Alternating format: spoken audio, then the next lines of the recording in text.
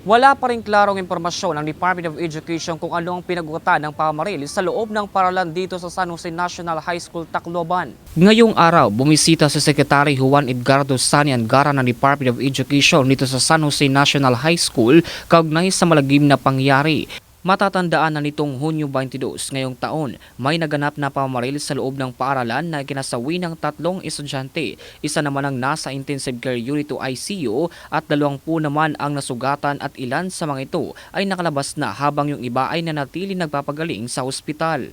Sa pagbisita ng Secretary Angara, tinignan nito ang silin ng pinangyarihan kasamang PNP, barangay officials, DepEd Division at Mayor at Vice ng Tacloban. Habang nagbabahagi daw ng komento ang ilang departamento na kasama ng sekretarya, bigla naman daw nahimatay ang principal dahil sa trauma.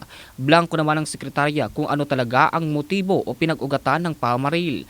Ayon pa sa sekretarya, napapaigtingin daw ang security sa lahat ng paralan kung saan sinimulan na ito ngayong araw at pag-inspeksyon sa mga bag ng mga mag-aaral. Dagdag pa ng sekretarya na wala naman daw pananagutan ng paaralan maging ang mga guro at ang pananagutin daw nito ang mga may-ari ng baril. Sa ngayon, si alias Rodet alias Sanash na tinuturing na suspect sa pamaril na pawang mga minor de edad ay nasa kustudiya ng kapulisan at ililipat naman sa Women and Children Protection Desk Police Station 1 Tacloban habang nagpapatuloy ang investigasyon.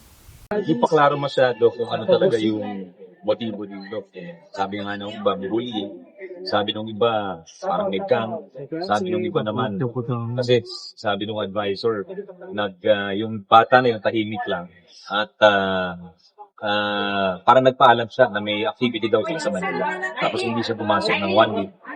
Parang pinagplanuhan talaga. I think nagpapasalamat nga tayo kay PNP Chief na nabanggit niya yung increased police visibility dahil yun din ang nasabi dito ng mga teachers. Kapag nakikita daw ng mga bata na may umiikot na police, medyo na maalis na sila at yung mga plano nila ninihin. Well, sinabi na naman ng PNP to, papanagutin yung magulang. Yung kanino nang galing yung baril. Opo. Do you think, sir, may naging kapabayaan yung school? Hindi pa klaro ho.